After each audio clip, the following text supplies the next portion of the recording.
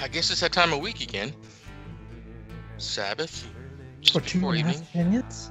For 2.5 opinions. I never knew we were so opinionated. Well, that's your opinion. Mine's a little bit different. So, so, we have Toldot. What is that? Toldot. We're dealing with generations? You gotta be kidding me. Yeah, and I don't mean Star Trek Generations where, they break the Enterprise apart and it falls on the planet and not that. We're not destroying generations. But Hello, I'm here. It's Shepherd Book. Cheerio, God save the Queen, and all that good stuff.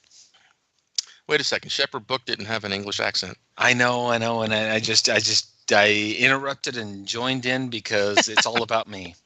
Okay. No. He jumped in saying, "Do you find yourself risen when you hear the name?" And I'm not going to finish that name because it was a Monty Python skit and it's not appropriate for TV. Yeah. So did we already say this is 2.5 opinions and we're all whack and, enter at your own discretion and the opinions you take away from 2.5 opinions are your own fault, not any of ours. That's our disclaimer. Right. You know what? We need to send that to Mark. Really, we need to do that for this show and this show alone.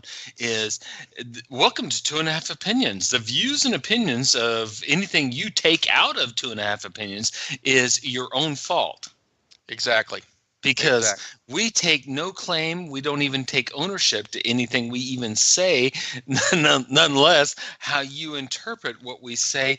Oh gosh, that really comes into, and I'm sorry, I've gone back and one of my all-time favorite books. I don't put it as a recommended reading list. It just happens to be one of my all-time favorite books. I've read it multiple times. I've read it to at least 2 or 3 of my sons, and 2 or 3 of my sons have read it on their own. And I've come back and I've read it again, and it must be like the 10th or 12th time I've read this book. There's something about this book that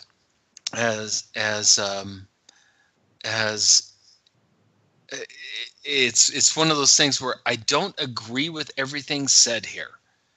I don't necessarily agree with anything that's said in this book, but there's something about the approach of life within this book that I ascribe to. And the book is called Zen and the Art of Motorcycle Maintenance. Now, this is an old 1970s book, and it was very popular in the dope-smoking hippies and everybody else that wanted to question and come against whatever they felt is the predominance of the establishment. Yes, exactly. And that's not what the book was made for. At the same time that this book was coming out, Zen and the Art of Motorcycle Maintenance, there was yet another book that truly was based on the higher premise of this, and I dare say that Pershig knew and was very acquainted with the person that wrote the other book, and the other book was called Paradigm Shift. These came out at the same time.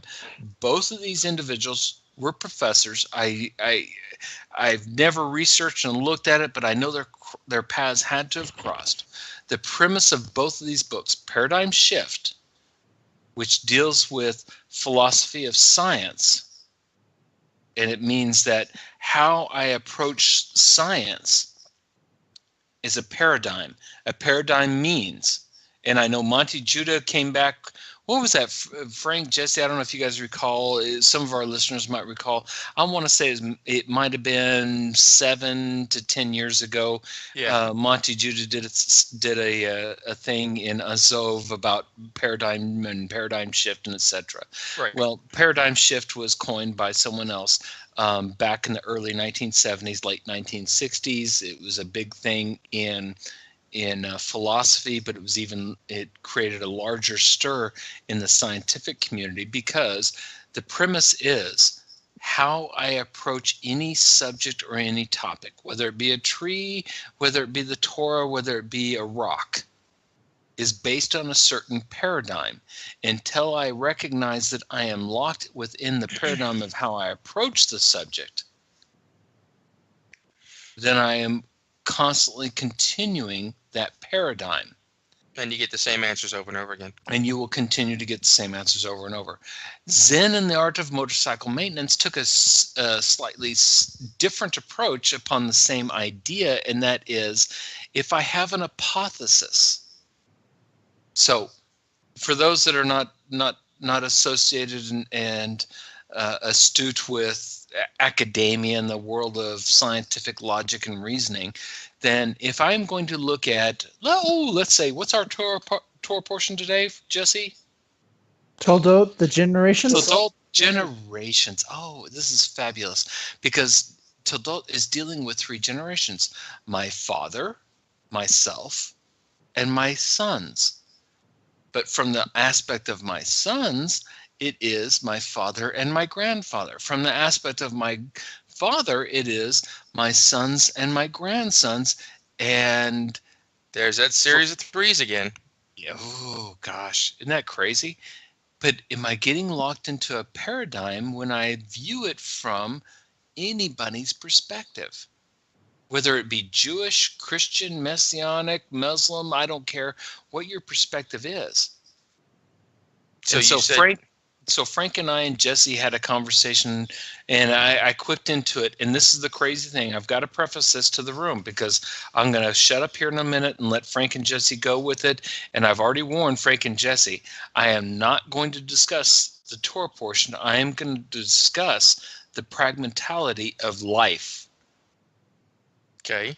Because the pragmatic view of this is Isaac is a complete and absolute failure. Abraham did great things. Isaac did nothing to continue that. The best he did was establish a monicum of the status quo. And the best out of Isaac's results really is Esau. Esau is the success in all of this. Jacob, who we all want to decry as the true father of our faith, because after all, we're called Israel, which is Jacob's renamed aspect. And where does all this come through? Because when I look at my father, who came by today and visited me, my father is